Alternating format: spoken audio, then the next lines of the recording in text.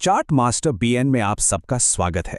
यहाँ हम डेटा के साथ मार्केट के शोर के पीछे का सच सामने लाते हैं और आज हम एक ऐसे विश्वास की परतें खोलने जा रहे हैं जो शायद कई इन्वेस्टर्स के नुकसान की वजह बन रहा है। हाँ, ये सुनने में एक बहुत बड़ा दावा लग सकता है ना?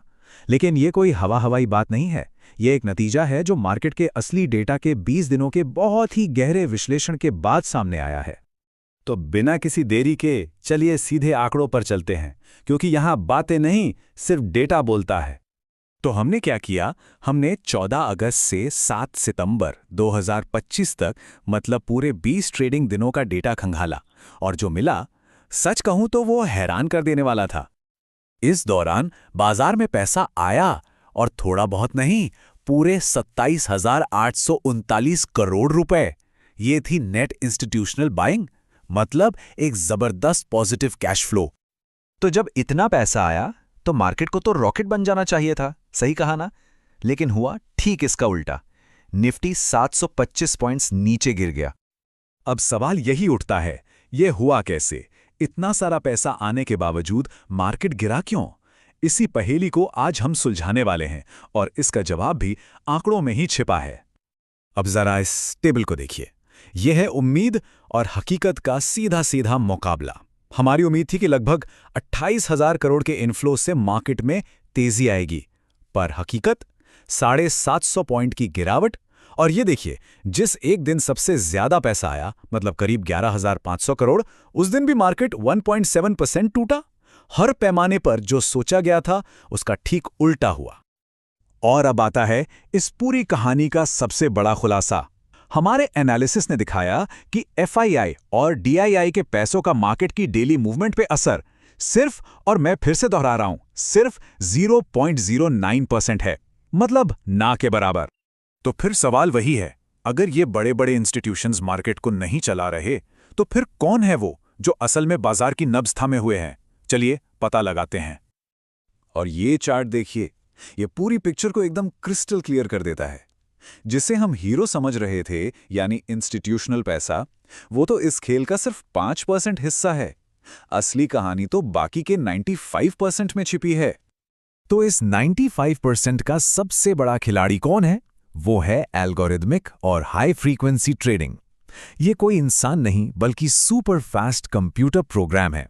ये एनएसई के कुल ट्रेड्स का 23% और बड़े स्टॉक्स के 43% वॉल्यूम को कंट्रोल करते हैं।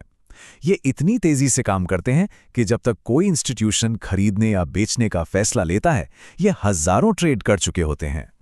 इसके बाद आते हैं दो और बड़े खिलाड़ी जो मिलके 50% मार्केट को हिलाते हैं। पहला है ग्लोबल फैक्टर, जैसे अमेरिका में ब्याज दरें बढ़ेंगी या घटेंगी, डॉलर मजबूत होगा या कमजोर। और दूसरा है हमारे अपने घरेलू फैक्टर, जीडीपी के आंकड़े कैसे हैं, आरबीआई क्या कर रहा है। ये चीजें फंड फ्लो से कहीं ज्यादा असर डालती हैं। अब सवाल यह है कि अगर डेटा इतना साफ साफ सब कुछ बता रहा है, तो फिर आज भी हर कोई एफआईआई डीआई के पीछे क्यों पड़ा रहता है? इसकी वजहें भी काफी दिलचस्प हैं। देखिए, होता क्या है, मीडिया के लिए यह कहना बहुत आसान है कि एफएफआईएस ने बिकवाली की। ये एक सिंपल और कैची हेडलाइन है, बजाय इसके कि वो एल्गो ट्रेडिंग की जटिलताओं को समझाएं। फिर आता है कंफर्मेशन बायस, मतलब जब मार्केट गिरता है और एफएफआईएस बेच रहे होते हैं तो वो इसे हाईलाइट करते हैं, लेकिन उन 66% दिनों को भूल जाते हैं जब डेटा उनकी कहानी को सपोर्ट नहीं करता। और हाँ, कुछ लोगों के इसमें व्यावसायिक हित भी जुड़े होते हैं। तो ठीक है, अब जब हमें सच पता चल गया है, तो एक स्मार्ट ट्रेडर या इन्वेस्टर को क्या करना चाहिए? फोकस कहाँ शिफ्ट करना चाहिए? तो ये रही नई प्लेबुक। अब रोज रोज एफआईआई डीआई का डेटा देखने की आदत छोड़नी होगी। उसकी जगह एल्गो ट्रेडिंग के पैटर्न्स, जैसे वॉल्यूम में अचानक आए उछाल पर नजर रखनी होगी। एफआईआई सेलिंग की खबरों से घबराने के बजाय ग्लोबल ट्रेंड्स को समझना होगा, और डीआईआई की खरीदारी को मसीहा समझने के बजाय देश की आर्थिक सेहत, जैसे जीडीपी और कंपनियों के नतीजों पर फोकस करना होगा। और हमें यह भी समझना होगा कि मार्केट लगातार बदल रहा है। आने वाले समय में एआई और मशीन लर्निंग वाली ट्रेडिंग और बढ़ेगी, भारतीय बाजार दुनिया से और भी ज्यादा जुड़ेंगे, और हाँ, एसआईपी के जरिए रिटेल निवेशकों की ताकत भी बढ़ेगी, जो इन बड़े इंस्टीट्यूशंस को टक्कर देगी। तो चलिए इस पूरी पड़ताल का सार समझते हैं। बाजार की नई हकीकत क्या है? याद है वो 0.09% वाला आंकड़ा? तो इसका सीधा सा मतलब है कि मार्केट की लगभग पूरी यानी 99.91% हलचल इंस्टीट्यूशनल पैसों के अलावा दूसरे कारणों से होती है। तो सफलता के लिए फोकस कहाँ होना चाहिए? पहला, FII-DI के रोज के शोर को इग्नोर करें। दूसरा, एल्गो ट्रेडिंग की ताकत को समझें।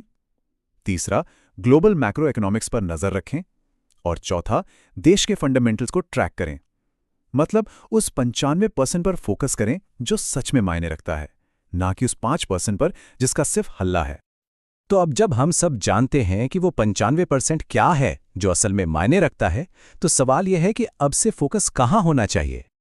चार्ट मास्टर बीएन पर हमारा यही मिशन है, डेटा के जरिए बाजार की हर परत को खोलना, ताकि एक साफ तस्वीर सामने आ सके। अगर इस डेटा ड्रिवन एनालिसिस से कुछ नया सीखने को मिला हो तो चैनल को सब्सक्राइब जरूर करें ताकि अगला विश्लेषण मिस ना हो। और हाँ, जाते जाते एक जरूरी बात, ये सारी जानकारी सिर्फ एजुकेशनल मकसद के लिए है। इसे निवेश की सलाह बिल्कुल ना समझें। कोई भी फैसला लेने से पहले हमेशा अपने फाइनेंशियल एडवाइजर से बात करें। चार्ट मास्टर बीएन के साथ जुड़ने के लिए बहुत बहुत शुक्रिया।